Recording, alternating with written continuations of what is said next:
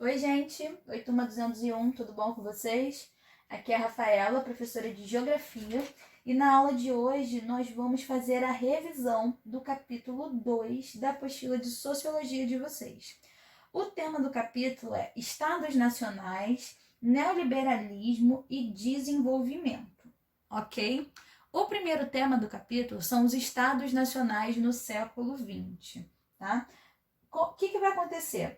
Pós Primeira Guerra Mundial e durante a Segunda Guerra, duas novas formas de organização estatal surgem. A primeira é o Estado fascista e do outro lado vai ser o Estado comunista. O Estado fascista ele foi organizado nas décadas de 1920 e 1930, primeiramente na Itália com o Mussolini e depois na Alemanha com o Hitler e o nazismo. Tá? Ele também ocorre em vários países europeus com pequenas diferenças, né, com outras formas de organização. No Estado fascista, a participação política significava plena adesão ao regime e ao seu líder máximo. Ninguém podia fazer qualquer crítica ou oposição ao governo. Já o Estado comunista, ele vai acontecer, né, a partir de 1917 na Rússia, e por meio dessa primeira experiência socialista, procurava-se fazer frente, né, procurava-se combater as condições precárias de vida das classes trabalhadoras. As ideias socialistas já estavam presentes em toda a Europa, tá, gente? Não foi assim do nada, em 1917 surgiu. Elas já estavam presentes na Europa, mas há mais de meio século, e elas se concretizaram efetivamente com a Revolução Russa. O objetivo dessa revolução era exatamente incentivar a participação dos camponeses, operários e soldados, tudo sempre controlado pelo Partido Comunista. Pós Segunda Guerra Mundial, a gente vai ter uma nova organização, novas formas de organização estatal. Quais vão ser elas? Vai ser, de um lado, o bloco capitalista de poder, representado principalmente pelos Estados Unidos, né? E do outro lado, nós vamos ter o bloco socialista, representado pela União Soviética, a URSS, né? União das Repúblicas Socialistas Soviéticas, tá? Esse período dessa bipolaridade também é conhecido como Guerra Fria. Só que o que vai acontecer? Com o passar dos anos, a República Soviética, que era basicamente a união, né, de vários países, ela entra em crise e ela vai se esfacelar. Ela vai se desintegrar, deixando vários países que a integravam, como, por exemplo, Polônia, Hungria, Iugoslávia, Tchecoslováquia, Alemanha Oriental, passando por dificuldades econômicas. Por outro lado, o bloco capitalista, né, que sai vitorioso da Guerra Fria, ele emerge com diversas potências mundiais. É importante a gente frisar também que no mesmo período a gente teve várias ditaduras em países da América Latina, o que vai dificultar o seu desenvolvimento. Beleza? Esse foi o primeiro tema que a gente abordou no capítulo 2. O segundo tema é o Estado neoliberal. Para a gente entender o Estado neoliberal, é importantíssimo que a gente saiba o que é neoliberalismo, certo? O neoliberalismo é um conjunto de ideias, tanto políticas quanto econômicas, do capitalismo. São ideias capitalistas. E elas defendem a não participação do Estado na economia, o Estado mínimo. O que quer dizer com isso? Essa doutrina, ela diz que deve-se haver total liberdade de comércio ou livre mercado. E através dessas práticas, seria levado ao crescimento econômico e ao desenvolvimento social de um país, tá? O neoliberalismo ele vai surgir na década de 1970, apoiado principalmente na ideia de um economista chamado Milton Friedman, que ganhou o Prêmio Nobel de Ciências Econômicas de 1976. Pouco importante ele, né? E ele surge como solução para uma crise que atingiu a economia mundial em 73. Essa crise foi provocada pelo aumento excessivo do preço do petróleo, tá? Como a gente viu, o neoliberalismo ele vai defender o Estado mínimo, que vai significar, né, voltar àquele liberalismo antigo, que a gente conversou já na última aula, com o mínimo de intervenção estatal na vida das pessoas. Tá? Os melhores exemplos, os mais famosos, são os governos da Margaret Thatcher, na Inglaterra, e do Ronald Reagan, nos Estados Unidos. Beleza? E por último, gente, mas não mesmo menos importante, a gente viu o desenvolvimento sociológico no Brasil. Para esse último momento da aula, é importantíssimo que vocês estejam acompanhando pela apostila, tá, galera?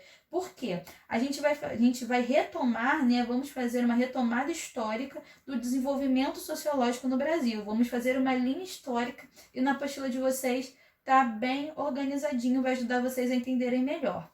Para começar, é importante que a gente saiba que entre 1500 e 1822, todas as decisões políticas relacionadas à colônia de Portugal na América, que era no caso o Brasil, né, eram tomadas pelo soberano português, que mantinha um Estado absolutista. Então, bem retomando os nossos assuntos vistos no capítulo 1, na nossa última aula.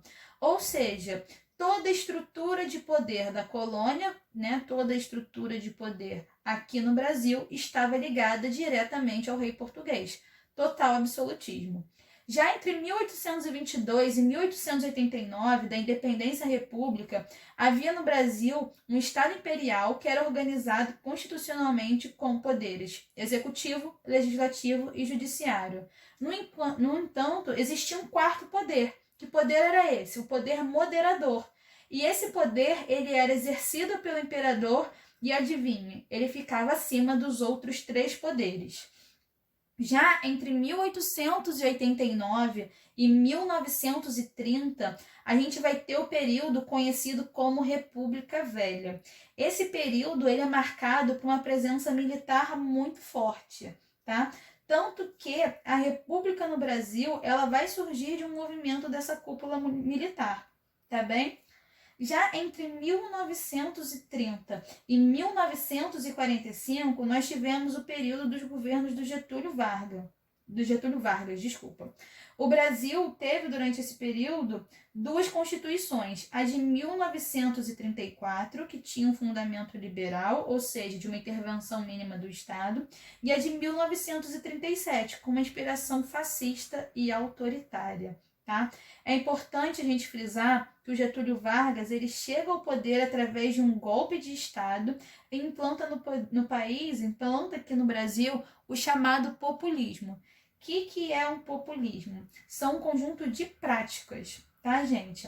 E essas práticas populistas, elas vão criar uma relação direta entre as massas e o líder carismático. E por que o Getúlio, ele implanta no país esse populismo? Porque através dessas práticas populares, né, você vai ter o quê? O apoio da população, tá? Quais são as características do populismo? Forte nacionalismo econômico e defesa da união das massas, liderança política baseada no carisma pessoal e na rede de clientelismo e um frágil sistema partidário. O principal legado deixado pelo Getúlio Vargas são as leis trabalhistas. Getúlio que inventa, né, que cria a CLT e a concepção de um país com um projeto nacional. Ou seja, o Getúlio ele dá essa ideia, né, cria essa ideia de um projeto para o país como um todo, sem privilegiar nenhuma das classes, entendeu? Por isso que ele tem essa ideia do populismo, tá? Já entre 1945 e 1964, a gente viveu aqui no nosso país um período de democracia sempre ameaçado por tentativas de golpe. Tá? Em 45, o Getúlio ele sofre um golpe militar, sendo que ele já era um ditador, e foram realizadas novas eleições. Quem sai vencedor vai ser o Eurico Gaspar Dutra. Tá? Entre 1956 a 1961, a gente tem o governo do Juscelino Kubitschek, famoso JK, e que que tem como principais características o desenvolvimento da indústria nacional e a construção de Brasília, a nova capital lá no Distrito Federal. O governo de Juscelino, né, ele foi marcado pelo crescimento da corrupção e é nele que criada, né, que foi inventada a inflação no país, tá? O presidente, né, o governo do Juscelino, ele não agradou, tanto que ele não se reelegeu. Quem foi o próximo presidente foi o Jânio Quadros, que era a candidato da oposição de Juscelino, e ele vai conseguir ganhar com uma boa margem de votos, tá? O Jânio Quadros ele vai renunciar em 1961 e quem vai assumir vai ser o João Goulart, o Jango, que vocês já devem ter ouvido falar também. Ele vai contar com uma grande resistência da população civil e dos militares, já que sabia que o país enfrentaria dificuldades. Entre 1964 e 1985, nós tivemos o período conhecido como ditadura militar, certo? Onde tinha governos dirigidos por generais. Em março de 64, a gente tem a deposição do João Goulart, que ele vai fugir para o Uruguai, e o general Humberto Castelo Branco assume o poder, com o propósito apenas, no primeiro momento, de concluir esse período, né, que seria o final do governo do João Goulart. Porém, os militares gostam do poder, transformam esse movimento no golpe e vão se manter no poder até 1985. Já de 1985 até os dias atuais, nós temos governos democráticos, governos eleitos pela maioria, né, do voto popular. O primeiro presidente democraticamente eleito depois do período de ditadura militar foi o Tancredo Neves. Porém, ele não chega a assumir, porque ele morre por problemas de saúde logo após, né, a sua eleição. Beleza, gente? Esses foram os assuntos que a gente viu no capítulo 2. Caso tenha alguma dúvida, anotem para a gente poder tirar assim que possível. E fiquem bem, tá? Até a próxima. Beijinho. Tchau, tchau.